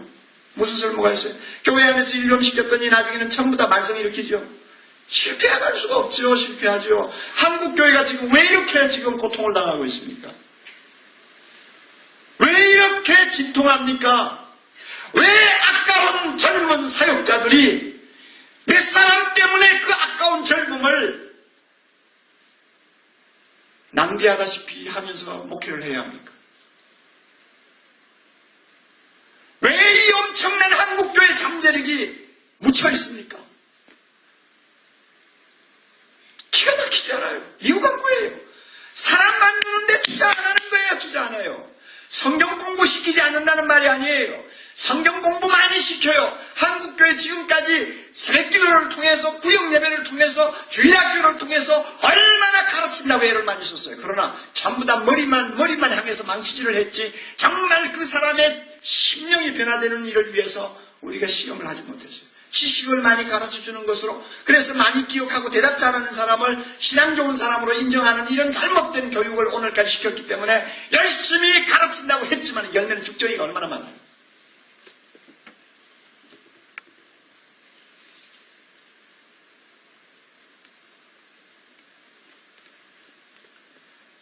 제가 처음에 제자훈련 남자반 할 때 그 계시록을 다 외우시는군요. 뭡니까? 육군 고급 장교 출신입니다. 그런데 믿음이 엄청나게 좋으세요. 어릴 때부터 예수 믿은 분이고요. 너무너무 좋으세요. 하여튼 요한계시록은요, 내가 뭐 공부하다가 요한계시록 내용을 못 찾아가 뻥뻥하면 거기가 물으면 돼요. 대답을 하면 장절이 다 나와요. 그래, 그 사람은 매일 한 번씩 외운대요. 매월은 매일 한 번씩. 1장부터 22장. 뭐, 그 정도면 뭐, 완벽한 신자 아닙니까? 완벽한 신자예요. 그런데요, 제자훈련 하면서 보니, 진짜 자기가 깨지지 아니한 사람. 자연인 모습 그대로 남아있어요. 기가 막히는 거예요. 그런 사람을 요한계시록 왕왕 외운다고 해서 장로시키고 여러분 교회 중요한 일을 맡겼다고 한번 생각해 보세요. 섬찟하죠, 섬찟해요. 오늘 한국교회가 전부 사람의 외모를 보고 다 속잖아요. 예? 사무엘이 말이죠. 이새의 처자들을 놓고 쏙듯이 말이죠. 다 쏙는다고 말이에요. 그러나 진짜 예수님처럼 예수님의 제자가 되도록 하기 위해서 시험을 하다 보면 사람 만드는 것이 얼마나 중요한가를 알게 됩니다. 평신도를 제대로 만들어서 훈련을 시켜놓으면 얼마나 매력적이고 놀라운 사람이 된다는 거 저만큼 아는 사람이 없어요.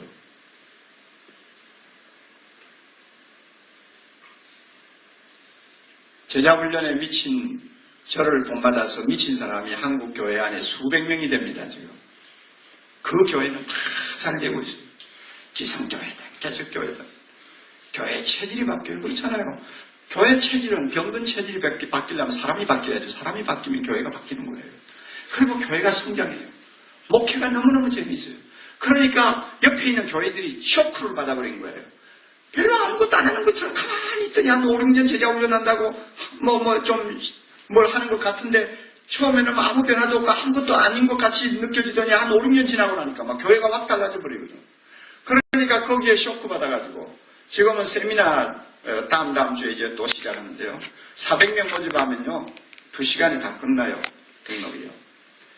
그리고 웨이팅 리스트에 300~400명이 서 있어요. 지금도 서 있어요. 1년에 3번 하는데 계속 그래요. 왜 그러느냐 하면 사람에게 투자해서 예수님이 가르쳐준 전략대로 사람을 만드는 데 먼저 투자하고 사람이 변화되니까 교회가 달라지더라. 그게 주변에 많은 증거로 나타나거든요. 그러니까 5만 가지 방법 다 해봐도 안 되던 교회가 사람 하나 바꾸니까 되더라고 말입니다. 할렐루야. 그러면 제자훈련 시키면서 제일 먼저 바뀌고 제일 먼저 은혜 받는 사람이 누군지 압니까? 목사예요, 목사. 진짜 못돼 보는 것은 목사들이에요. 평신도가 불쌍해요. 자, 그런데 이제 마지막으로 중요한 거. 우리가 전략을 세울 때 예수님처럼 되고 예수님처럼 사는 사람을 만든다. 이게 이제 전략입니다. 이 표준이 예수님이에요. 이것은 굉장히 높은 봉우리입니다. 우리가 못 올라갑니다. 평생 실험하고 손끝에 피가 흐르도록 타고 올라가도 그 바위를 타고 끝까지 올라갈 수는 없어요. 정상은 구름에 가려서 보이지도 않아요. 그럼에도 불구하고 하나님께서는 예수님처럼 되라고 합니다. 누가 이 세상에 예수님처럼 닮은 사람이 있을 수 있어요? 제가 지금까지 제자훈련 시킨다고 사랑의 교회에서 그렇게 열을 올리고 달려왔는데 한 번은 우리 평신도 지도자들, 작은 목사들이죠. 저하고 우리 교육자들하고 2년 반 동안 훈련 받아가지고 그 다음에 평신도 지도자들이 되는데 그분들 뭐 얼마나 대단하세요.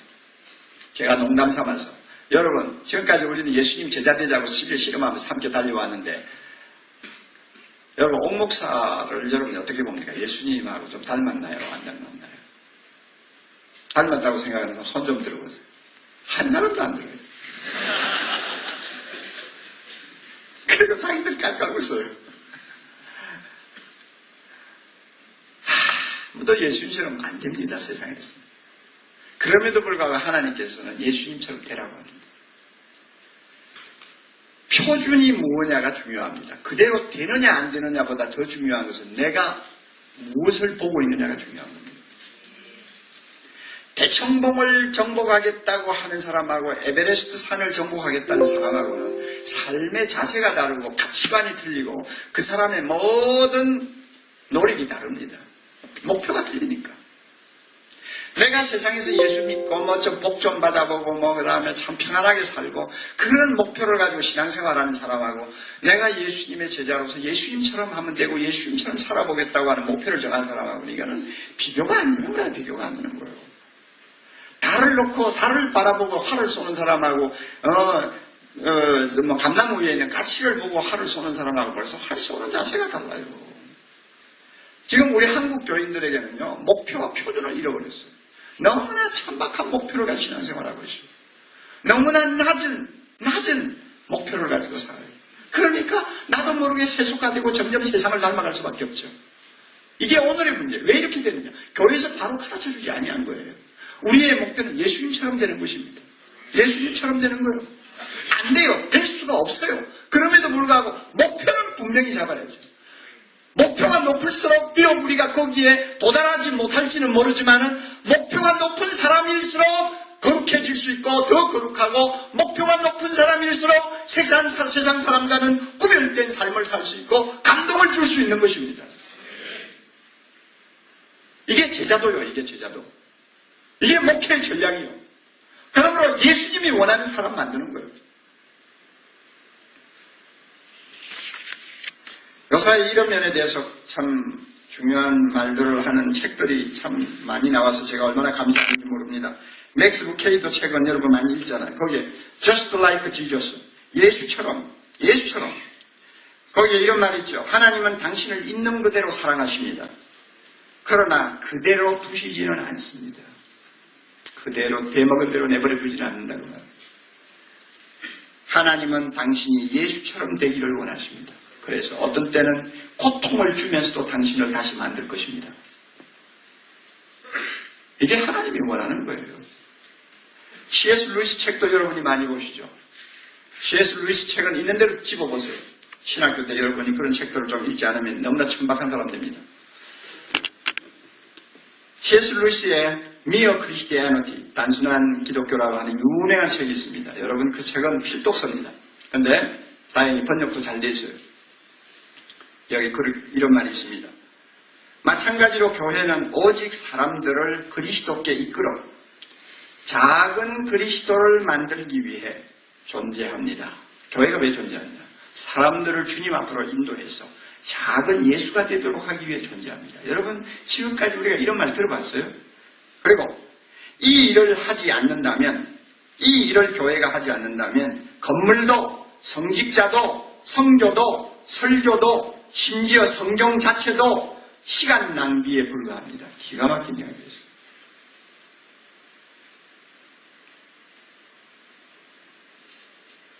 헨리 나우의 책들도 여러분이 많이 보시죠? 그분의 말을 들어보세요.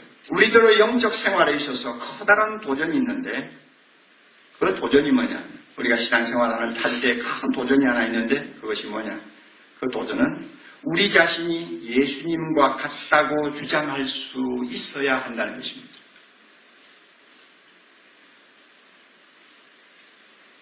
또 우리는 오늘을 살고 있는 살아있는 예수, 오늘을 살고 있는 살아있는 예수라고 말할 수 있어야 된다는 것입니다. 진정한 구원이 뭐냐? 진정한 구원은 그리스도가 되는 것입니다. 사랑하는 후배 여러분, 우리 한국에 있는 모든 목회자들이 삶의 목표를 그리스도에게 두고 그분처럼 되어보겠다고 하는 꿈을 가지고 신앙생활을 했다면 오늘 한국교회가 이렇게 부패할 수 있을까요? 사랑하는 후배 여러분, 1000만 가까이 되는 우리 한국 교인들이 자기가 추구해야 될 목표는 예수 그리스도처럼 되고 예수 그리스도처럼 사는 것, 다시 말하면 살아있는 그리스도가 되는 것, 작은 예수가 되는 데 있다 하는 높고 고차원적인 목표를 두고 신앙생활을 하면서 달려왔다면 오늘날 한국 교회가 이렇게 사회를 엉망으로 만들 수 있을까요? 정치가 이렇게 부패할 수 있을까요? 거짓말 아니면 통하지 않는 사회가 될 수 있을까요? 음란으로 젊은이들이 망해가는 것을 보고 가만히 있을 수 있을까요? 여러분, 우리의 목표가 분명히 예수 그리스도에게 집중되어 있었다면 오늘 우리가 이렇게 천박한 삶을 살 수 있을까요? 내가 예수님 때문에 피할 수 없는 가난을 가지고 자존심을 갖고 살지 못하고 좀 부한 사람을 날마다 부러워하는 눈으로 보는 참 비참한 모습을 우리가 보여줄 수 있을까요? 우리가 예수님처럼 살기를 원했다면 오늘처럼 되지는 않았을 거예요.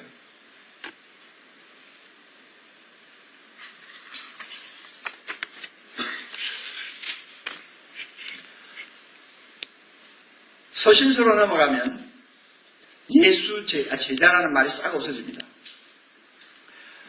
사복음서와 사도행전에서 제자라는 말은 압도적으로 많이 나오지만 서신서에 넘어가면 제자라는 말이 갑자기 사라져버려요. 그래서 예수의 제자가 된다는 것은 예수님이 살아계실 동안 아니면 초대교회 때나 통하던 이야기지 이방 교회에서는 그것은 이미 시효가 끝난 이야기다. 이렇게 주장하는 사람도 없잖아 있었습니다. 그러나 그것은 잘못된 생각이에요. 한 가지만 더 듣고 오늘 마칩시다. 중요한 거예요. 하나님의 말씀은 계시의 연속성을 지니고 있습니다. 맞아요, 안 맞아요? 하나님의 계시는 갈수록 선명해지는 힘을 갖고 있습니다. 그러므로 창세기에서 희미하던 계시가 신약 서신서로 넘어가면 더 밝게 드러납니다. 사복음서에 정확하게 캐치가 안 되던 예수님의 십자가의 은혜가 서신서로 넘어가면 정확하게 해석이 됩니다. 그렇죠? 계시는 발전합니다. 계시는 통일되어 있습니다. 계시는 자체가 충족적입니다. 그러므로 사복음서나 사도행전에서 있던 내용이 서신서에서 그 용어가 없어졌다고 해서 예수님이 제자를 만들려고 하는 그 말씀 자체가 의미를 잃어버렸다고 주장하는 것은 그것은 너무나 그는 위험한 발상이죠. 용어는 없어요. 그러나 더 발전된 용어가 나옵니다. 그것이 온전한 자, 완전한 자라는 말입니다.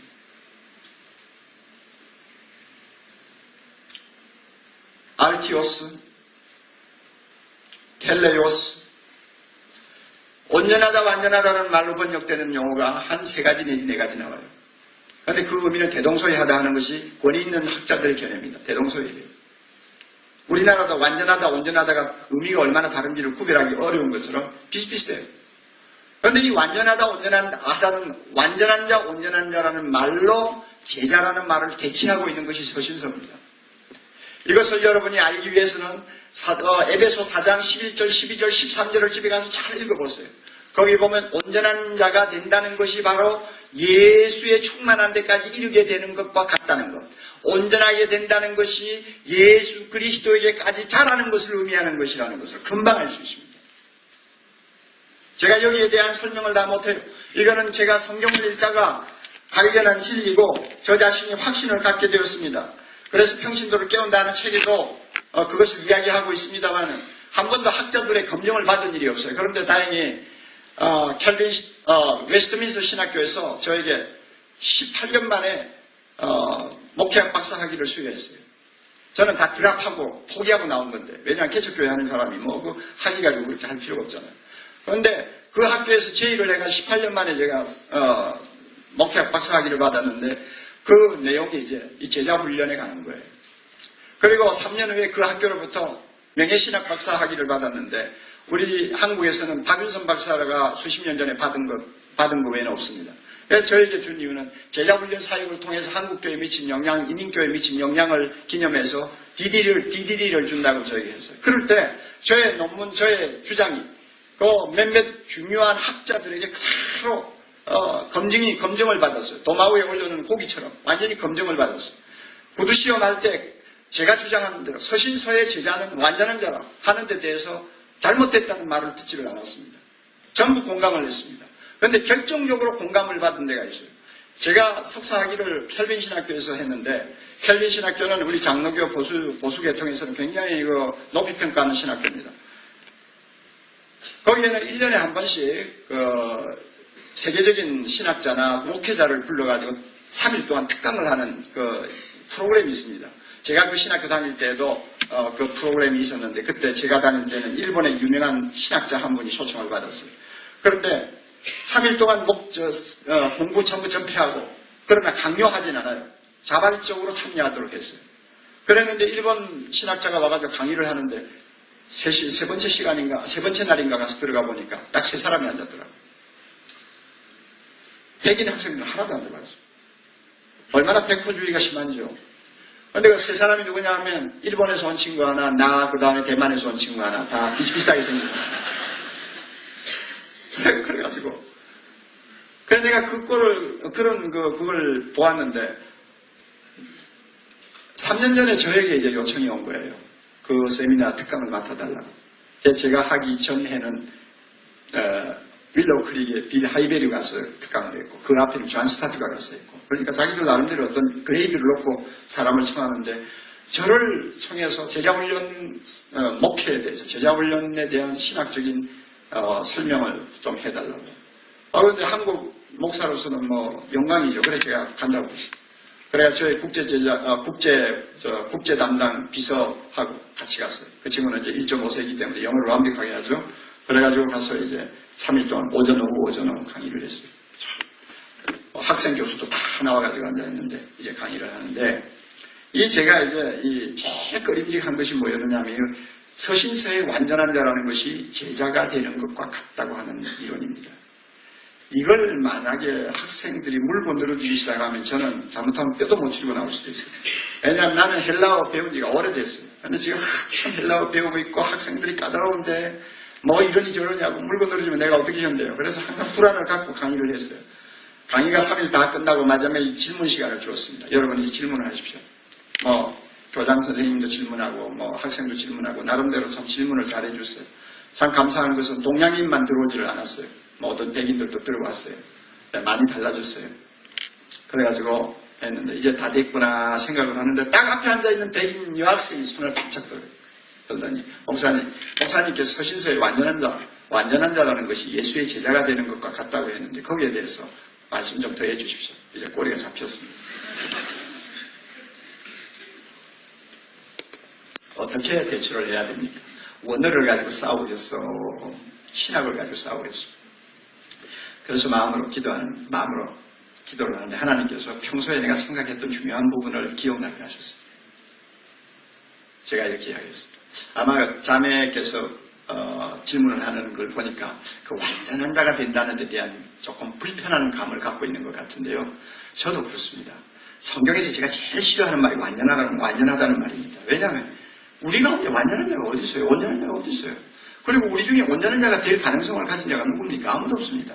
그럼에도 불구하고 온전한 자가 되라, 완전한 자가 되라, 아버지가 온전하신 것처럼 너희도 온전하라. 정말 이 말씀은 제가 볼 때마다 불편한 말씀인데, 그래서 어떤 때는 하나님 앞에 제가 불평을 합니다. 하나님, 되지도 않을 일을 왜 요구합니까? 100번 죽었다 깨도 안 될 일을 왜 요구합니까? 그래 왜 스트레스 주고 말이죠. 가슴에 부담을 줍니까? 제가 이렇게 불평을 할 때도 있었는데, 어느 날 하나님께 저희 깨달음을 주셨습니다. 왜 하나님이 이렇게 요구하실까? 이유는 하나님은 아버지시기 때문입니다. 부모는 자식이 최고의 것을 항상 기대합니다. 남이 볼 때는 별 볼 일 없는 딸인데 자기는 천하 미인이라고 생각하는 거. 부모 착각 마음대로 해요. 그렇죠? 분명히 그 애가 앞으로 얼마나 훌륭한 사람이 될지 아무도 몰라요. 그러나 부모는 최고의 사람이 되기를 원해요. 부모는 자식에게 최고의 것을 기대합니다. 맞습니까? 안 맞습니까? 맞죠? 그것은 착각이라도 괜찮아요. 성사가 되지 않는 일이라도 괜찮아요. 부모는 자식을 너무 사랑하기 때문에 자선을 요구하지 않습니다. 최선을 요구합니다. 이게 부모의 마음이에요. 왜 하나님이 되지도 않을 완전한 자가 되라고, 예수님처럼 완전한 자가 되라고 요구하느냐? 그 이유는 하나님이 우리를 사랑하시는 아버지이기 때문이시다. 그래서 하나님은 우리에게 차선을 요구하지 않으신다. 최고의 것을 요구하신다. 그 사실을 내가 깨닫고 나서부터 이 완전한 자가 된다는 말에 대해서 너무나 내 마음에 은혜가 되었습니다. 자매도 좀 그렇게 되기를 바랍니다. 완전히 동문서답이에요, 지금. 여러분이 들어도 동문서답 아니에요, 그거. 그렇게 설명을 했더니, 갑자기. 앉아있는 모든 사람들이 박수를 치는 거예요. 깜짝 놀랄 정도로 교수가 학생이 전부 박수를 치는 거예요. 그래서 오돌돌했죠. 그래가지고 전부 다 끝났습니다. 끝나고 이제 나오는데 그 여학생이 쪼르르 따라와요. 목사님 오늘 강의하신 거 책으로 나온 거 있습니까? 그래요. 영어로 나온 거 있습니까? 예, 영어로 나온 거 지금 준비 중에 있습니다. 그 책 나오면 저에게 한 권 보내주세요. 그러죠. 그리고는 이름도 안 묻고 주소도 안 묻고. 얼마나 정신이 없었던지요. 그러니까 나중에 차를 타고 돌아오는데 저 통역을 맡은 고성삼 목사 그래요. 그 고성삼 목사도 캘빈 나왔거든요. 그래서 목사님 제가 그 질문 받고 얼마나 가슴이 섬뜩되는지 모릅니다. 물건 늘어지면 참 어렵다고 하는 것을 제가 잘 알죠. 근데 목사님 오늘 잘하셨어요. 뭐가 잘했냐? 그 자매는 서구적인 사고를 가지고 질문을 했는데 목사님은 동양적인 사고로 대답하셨습니다.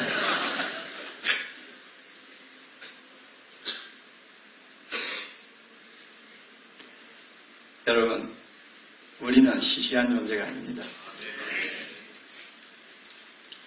신시한 존재가 아니에요. 하나님께서 우리에게 뭘 기대합니까? 예수님이 완전하신 것처럼 완전한 자 되기를 기대합니다. 그래서 우리를 통해서 한번 세상을 뒤집어 놓기를 원하십니다. 이 악하고 어두운 사탄의 세력을 정복하고 승리자 되신 예수 그리스도와 함께 저 시온산 높은 곳에서 함께 하나님을 찬송하는 날이 오기를 하나님은 기다리고 계십니다. 기독교는 천박한 종교가 아닙니다. 분명한 목표와 방향을 그리스도 안에서 찾으세요. 그리고 그 목표에 맞는 내 자신이 되고 그 목표에 맞는 평신도를 키워서 하나님의 영광을 드러내고자 하는 꿈을 가지세요. 주님, 그것을 우리에게 원하고 계십니다. 다 같이 머리 숙여